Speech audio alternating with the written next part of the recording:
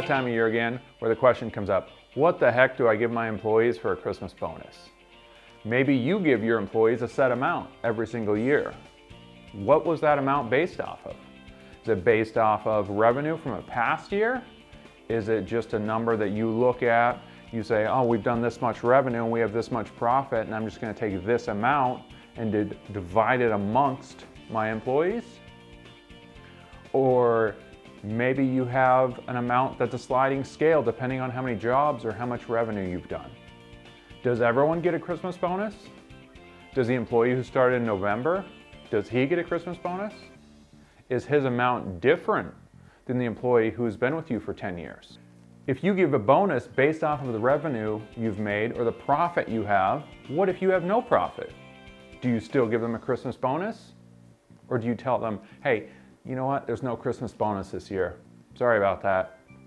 A couple things to keep in mind when it comes to Christmas bonuses. Give all your employees a Christmas bonus, even the guy who started in November 2 weeks before Christmas. It's just as if you have a niece or a nephew born in November, do you give them a Christmas gift? Well, of course you do. They're your niece or nephew. Same thing with the employee who started in November. It's not his fault he started in November. That's just when he started. Give him a Christmas bonus.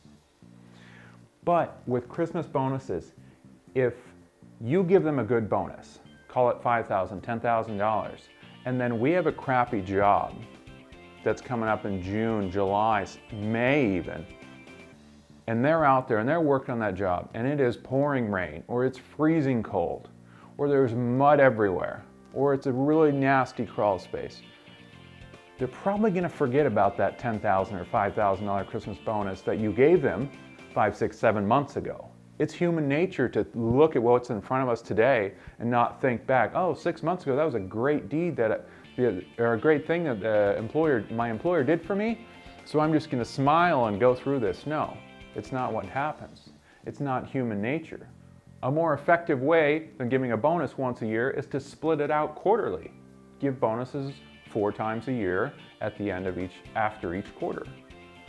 For example, we're bidding jobs already and we have hours on that job. We'll pretend like our job here has 120 hours that we bid on the job, right? Now, if the guys go out and they do very well because that's why they work for me, they're rock star employees, and they get that job done in 110 hours, I now have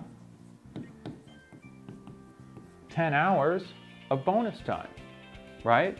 And then we go to our next job, and I bid this one at 140 hours, and it just wasn't a great week. It was a tough week. The guys were slugging a little bit, and it took them a little longer, and it was 145 hours.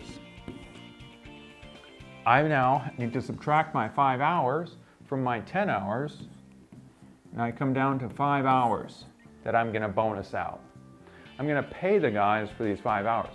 Now, I don't pay that out weekly, because if they do great one week, then I'm going to pay out a bonus, but if they don't do so great the next week, I can't take money from them and tell them, hey, I got to take money back from you. It's not legal. So I bonus this out quarterly, and every quarter I hand them a check. So if on average my guy is making $25 an hour, and he has 5 hours of bonus time per week, which is only if he's an hour better every single day, I have 5 bonus hours, I'm giving him a check at the end of the quarter for over $1,600. You take that 4 times a year, he's making $6,500 throughout the year. And the best part is, it's fresh in his mind because every 3 months, he's getting a bonus check. As long as your guys are good. If they're not good, you should probably let them go. Or look at your hours bid. There could be something wrong with your hours bid.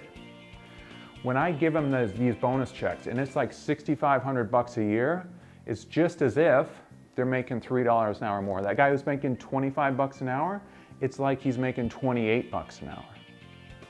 Now, with all this being said, I'm not saying don't give a Christmas bonus. Give a Christmas bonus, but don't call it a Christmas bonus. It's just a Christmas gift. Give all your employees the same amount, even the guy in November who came on in November, give them the same amount, take them out with their spouse to a nice dinner, Give them their gift card, give them whatever it is that you want to give, but have the bonuses throughout the year that they're in control of.